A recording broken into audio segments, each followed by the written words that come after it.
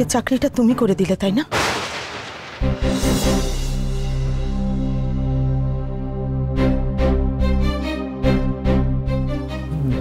দাদা জানে এই কথাটা বৌদি?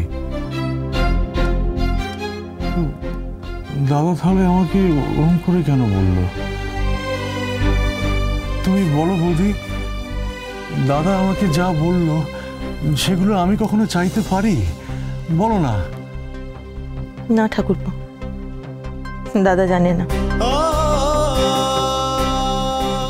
কিন্তু আমি জানি। তুমি তুমি জানলে কি করে? যেই টিউশনিগুলো চলে গেল, আমাদের বাড়ি থেকে চলে যাবার কথা উঠলো, অমনি চাকরির অফারটা এলো।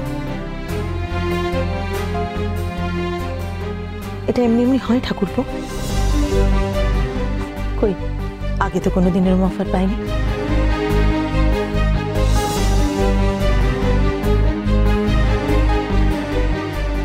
তুমি জানো বৌদি, আমি না কালকে ওই রেকর্ডিং করতে গেলাম না, আমি একটা গানও ভালো করে গাইতে পারছিলাম। আমার গলায় না ওই সুরটাই আসছিল না। খুব খুব সহজ গান ছিল, জানো তো, আমি গাইতেই পারছিলাম।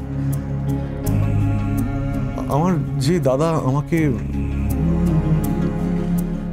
সুর শিখিয়েছে, তাল শিখিয়েছে, লয় শিখিয়েছে, সেই দাদা বাড়ি ছেড়ে চলে যাবে, এটা আমি কখনো ভাবতে পারি না গো বৌদি।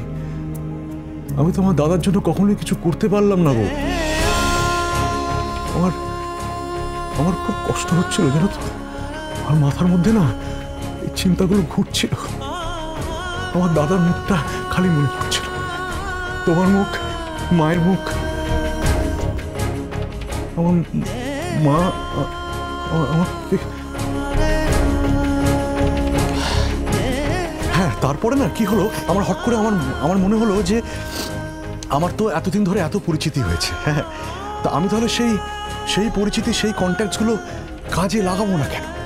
হ্যাঁ, আমি ফোন করলাম, জানো তো, ওই স্কুলের যিনি চেয়ারম্যান সাহেব, আমি ওনাকে ফোন করলাম, যোগাযোগ করলাম।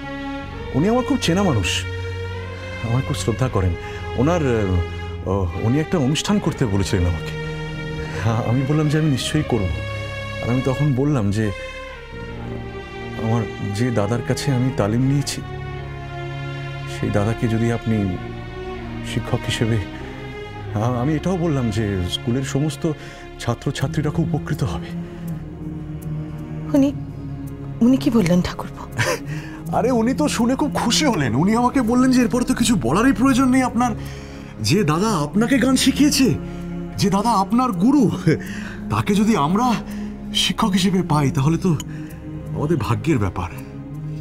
আর আমি তাই তো ছুটতে ছুটতে বাড়িতে এলাম, এই এত ভালো খবরটা দাদাকে দেব বলে, দাদাকে উইশ করব বলে।